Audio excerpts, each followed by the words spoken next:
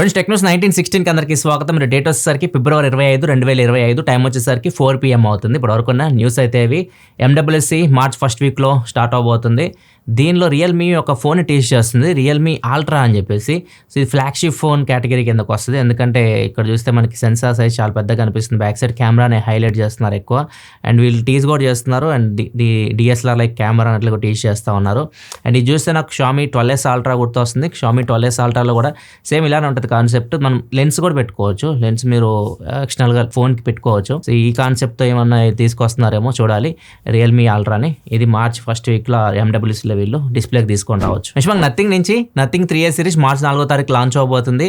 దీనిలో nothing 3A Pro ఉంది కదా టాప్ మోడల్, దాన్ని ఒక రోబోతో, హ్యూమనాయిడ్ రోబోతో నిన్న అన్బాక్సింగ్ అయితే చేయించారు. నథింగ్ వాళ్ళు వాళ్ళ సోషల్ మీడియా హ్యాండిల్స్లో వీడియో కూడా పోస్ట్ చేస్తారు. అండ్ దీని పేరు వచ్చేసరికి హ్యూమనాయిడ్ రోబో పేరు నియో అంట. దీంతో అన్బాక్సింగ్ చేయించారు. నథింగ్ ఫోన్ 3 కొంచెం లేట్గా తీసుకొని వస్తారంట. నథింగ్ ఫోన్ 3 కొంచెం AI ఫీచర్స్ యాడ్ చేస్తారు దానిలో. అది జూన్, జూలై ఆ టైంలో రావచ్చు. ఈ 3A సిరీస్ ఉన్నాయి కదా, nothing phone 3A Pro March 4వ తారీఖు వస్తుంది. నెక్స్ట్ మనం క్వాల్కామ్ నుంచి క్వాల్కామ్ ఇప్పుడు ఏదైతే స్నాప్డ్రాగన్ 8 Elite దాని అబోవ్ ప్రాసెసర్స్, దాని తర్వాత వస్తున్న ప్రాసెసర్స్ అన్ని 8 సిరీస్ 7 సిరీస్ ప్రాసెసర్స్ అన్ని 8 years వరకు ఆండ్రాయిడ్ అప్డేట్ సపోర్ట్ చేస్తాయని చెప్తున్నారు. సో ఒకవేళ వెండర్స్ 8 years వరకు అప్డేట్స్ ఇచ్చుకోవాలనుకుంటే కంపెనీస్ అయితే ఇచ్చుకోవచ్చు. నెక్స్ట్ మనకి Pixel 9 వీడియో లీక్ అయింది. నిన్న Samsung Galaxy S25 Edge video leak అయింది కదా, ఈ యూట్యూబరే ఈ వీడియో కూడా లీక్ చేశాడు Pixel 9 అది. అండ్ Pixel 9 లుక్ చాలా బాగుంది. బ్యాక్ సైడ్ మనకి బంప్ లేదు, కెమెరా అది స్మూత్ ఉంది, మినిమలిస్టిక్ ఉంది చూడడానికి ఫోన్ అయితే. అండ్ ఈ ఫోన్ Tensor G4 ప్రాసెసర్తో వస్తుంది. 5000 mAh వరకు బ్యాటరీ అయితే ఉండొచ్చు. బ్యాక్ సైడ్ 2 కెమెరాస్ అయితే కనిపిస్తున్నాయి. ఇది బడ్జెట్ కేటగిరీలో వస్తుంది. బడ్జెట్ అంటే వీళ్ళకి 50,000 ఆ రేంజ్లో తీసుకొని రావచ్చు. నెక్స్ట్ మనకి జియో సినిమా అండ్ హాట్స్టార్ కలిసి జియో హాట్స్టార్ అయిపోయింది. ఇప్పుడు 2 DTH సర్వీసెస్ కలవబోతున్నాయి. Tata play, Airtel digital TV, ఈ 2 కలవబోతున్నాయి. ఎందుకు కలుస్తున్నాయి అంటే వీళ్ళు లాసెస్లో నడుస్తున్నారు.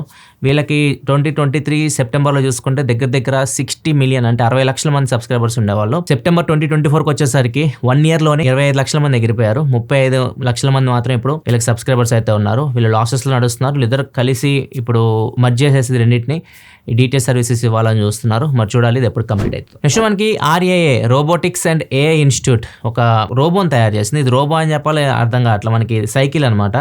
నార్మల్గా సైకిల్ స్టంట్స్ చేస్తుంటారు కదా, మీరు మామూలుగా వీడియోస్ చూస్తుంటారు, సైకిల్తో స్టంట్స్లు చేస్తుంటారు. అట్లాంటి స్టంట్లు రోబో అయితే పర్ఫామ్ చేస్తుంది. సో వీళ్ళ మెయిన్ ఉద్దేశం ఏంటంటే వీళ్ళు చెప్పేది ఏంటంటే రోబోట్స్ మనకి 2 wheelers కూడా బ్యాలెన్స్ అయితే చేయగలవు. ఇప్పుడు మనం 4 wheelersలో చూస్తున్నాము రోబోట్స్ని, అంటే అటానమస్ డ్రైవింగ్ని. ఇప్పుడు మనం 2 wheelersలో కూడా చూడొచ్చు. 2 wheelers కూడా రోబోట్స్ బ్యాలెన్స్ చేయగలవు అని చెప్పేసి వీళ్ళు చెప్తున్నారు. మన ఫ్యూచర్లో మన రోబోట్సే వచ్చి మనకు డెలివరీ చేయొచ్చు, స్విగ్గీ, జొమాటో ఇట్లాంటివి. నెక్స్ట్ న్యూస్లోకి వెళ్ళే ముందు డీల్ ఆఫ్ ది డే చూసుకుంటే Apple Watch Series 8 41mm డయల్తో వస్తుంది. And GPS plus cellular model. Flat మీకు 24,999 వస్తుంది ఫ్లిప్కార్ట్లో. ఎటువంటి బ్యాంక్ ఆఫర్ అయితే లేదు. ఒకవేళ మీరు డీల్ చెక్ చేయాలనుకుంటే లింక్ కింద డిస్క్రిప్షన్లో దాని నుంచి మీరు చెక్ చేయొచ్చు. నెక్స్ట్ మనకి మైక్రోసాఫ్ట్ CEO సత్యనారాయణ గారు ఒక ట్వీట్ అయితే చేశారు. అండ్ దీనిలో వ్యవసాయంలో AI గురించి చెప్పారు. వ్యవసాయంలో AIని కొంతమంది యూజ్ చేస్తున్నారు ఇండియాలో, అండ్ మేము ప్రొవైడ్ చేస్తున్నాం, మైక్రోసాఫ్ట్ ప్రొవైడ్ చేస్తుంది వాటిని. సో వీళ్ళు సెన్సార్స్, డ్రోన్స్, శాటిలైట్స్ ఇవన్నీ యూజ్ చేస్తున్నారు.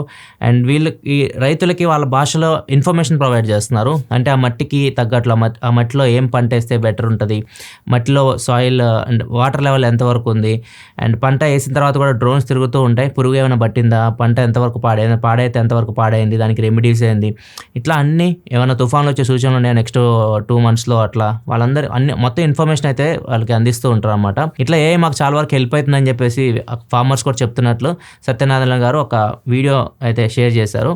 అండ్ దీని కింద ఇలాన్ మస్క్ రియాక్ట్ అయ్యాడు.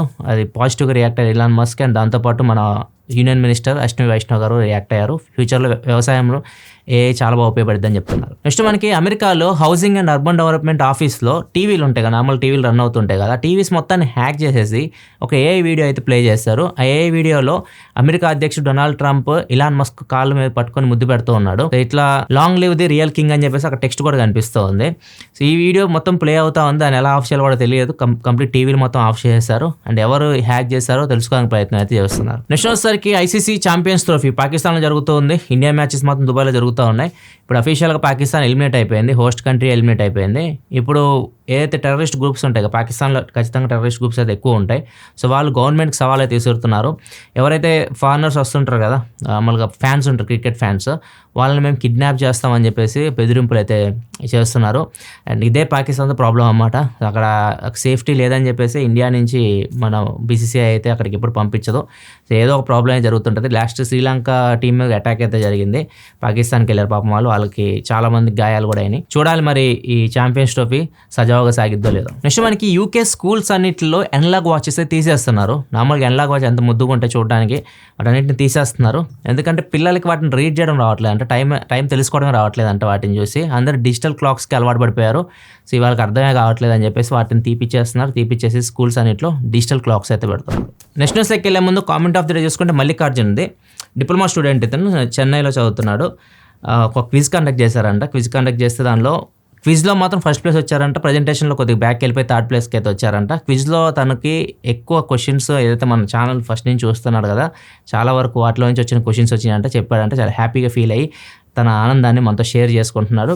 ఇట్లా చాలామంది ఇంటర్వ్యూకి వెళ్ళినప్పుడు కొన్ని క్వశ్చన్స్ మనం ఫాలో అవుతున్నప్పుడు మనకి ఎక్స్ప్లెనేషన్ వీడియోస్ కూడా చాలా ఉంటాయి, వాటిలో నుంచి కొన్ని క్వశ్చన్స్ మాకు వెళ్ళిపోయినాయి అంటారు. అండ్ కొంతమంది ప్రజెంటేషన్ ఇస్తుంటారు కదా, ప్రజెంటేషన్ ఇచ్చేటప్పుడు కొన్ని టాపిక్స్ తీసుకొని ప్రజెంటేషన్ ఇవ్వడం. సో ఇట్లాంటివి చాలా షేర్ చేసుకుని ఉంటారు, చాలా హ్యాపీగా అనిపిస్తుంది. ఎందుకంటే నేను ఇంతకుముందు ఒక ప్రొఫెసర్ని కదా, అసిస్టెంట్ ప్రొఫెసర్ని కదా, ఎవరైనా నా నుంచి అది కొత్తగా నేర్చుకున్నారనుకోండి, నాకు చాలా హ్యాపీగా అనిపిస్తుంది. నెక్స్ట్ మనకి IPSOS అని చెప్పి ఒక సంస్థ 24,000 కపుల్స్ మీద ప్రపంచమంతా సర్వే అయితే చేశారు. అంటే లవర్స్ మీద అనమాట, లవర్స్ మీద సర్వే చేశారు. ఈ సర్వేలో తేలింది ఏంటంటే లవ్ చేస్తూ హ్యాపీగా ఉండి, అంటే మేము లవ్ చేసి హ్యాపీగా ఉన్నాం అని చెప్పింది టాప్ ప్లేస్లో వచ్చేసరికి కొలంబియా ఉంది, దాని తర్వాత థాయిలాండ్ ఉంది, తర్వాత మెక్సికో ఉంది. లవ్లో హ్యాపీగా లేవని చెప్పేసి చెప్పింది ఫస్ట్ ప్లేస్లో జపాన్, అంటే లాస్ట్ నుంచి చూడండి, లాస్ట్లో జపాన్ ఉంది, దానిపైన వచ్చేసరికి సౌత్ కొరియా, తర్వాత ఇండియానే ఉంది. ఇండియన్స్ కూడా లవ్లో సంతృప్తిగా అయితే లేరు చాలామంది.